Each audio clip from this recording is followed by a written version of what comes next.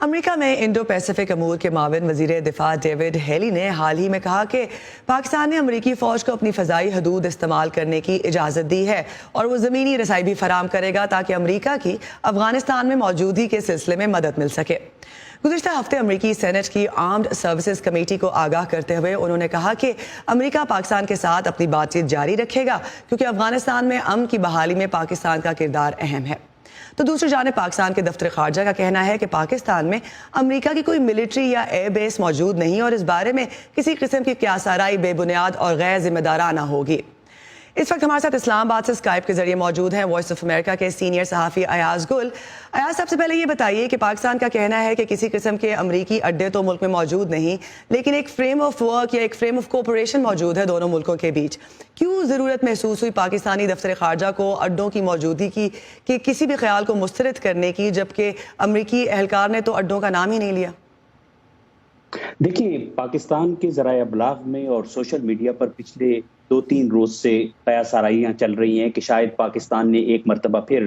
امریکہ کو یقین دہانی کرائی ہے کہ اگر مستقبل میں بھی اسے پاکستان کی جو زمینی اور فضائی راستے ہیں وہ افغانستان کے خلاف کوئی فوجی کارروائی کے لیے استعمال کرنے کے لیے ایک بار پھر فراہم کیے جائیں گے، اور یہی وہ قیاس آرائیاں تھیں جس کی بنیاد پر یہ بیان جاری کیا گیا ہے۔ اور یہ میں آپ کو بتاتا چلوں کہ اس بیان وہ جو انڈرسٹینڈنگ 9/11 کے افغانستان پر حملوں کے بعد ہوئی تھی، وہ پاکستان نے کچھ بین الاقوامی تقاضوں کو پیش نظر رکھتے ہوئے اس کی اجازت دی تھی، اور بظاہر ایسا لگتا ہے کہ امریکی افواج اور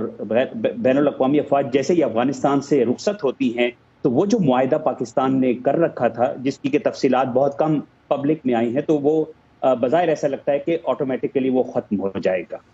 کس قسم کی مدد فراہم کرتا آیا ہے پاکستان امریکہ کو افغانستان کے سلسلے میں؟ اب تک آپ نے کہا کہ تفصیلات اتنی تو نہیں ہے، لیکن اوور آل کیا ایک پکچر ہے جو ہمیں نظر آتی ہے؟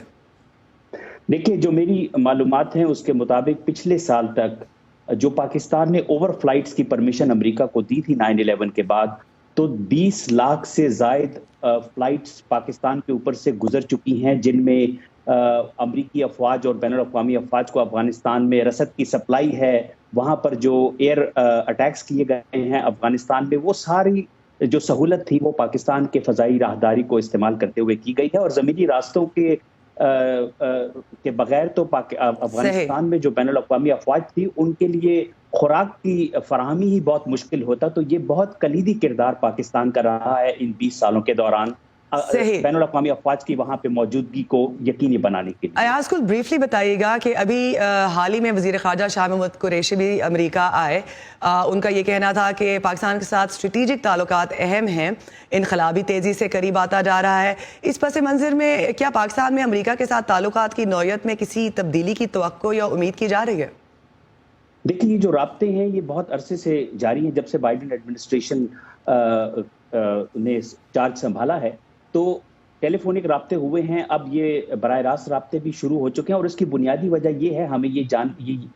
اس کو مد نظر رکھنا چاہیے کہ پاکستان میں اس وقت ایک جمہوری حکومت ہے، 20 سال پہلے ایک فوجی حکمران اقتدار پر قابض تھے، لہٰذا اس وقت کوئی بھی فیصلہ پاکستان اگر کرے گا تو اس کے لیے امریکی انتظامیہ کو ضروری ہے کہ وہ پاکستان میں جو پولیٹیکل اور فوجی قیادتیں ہیں ان دونوں کے ساتھ انگیج ہوگا، تو تبھی بات چیت آگے بڑھے گی یا معاملات آگے چلیں گے، ورنہ جو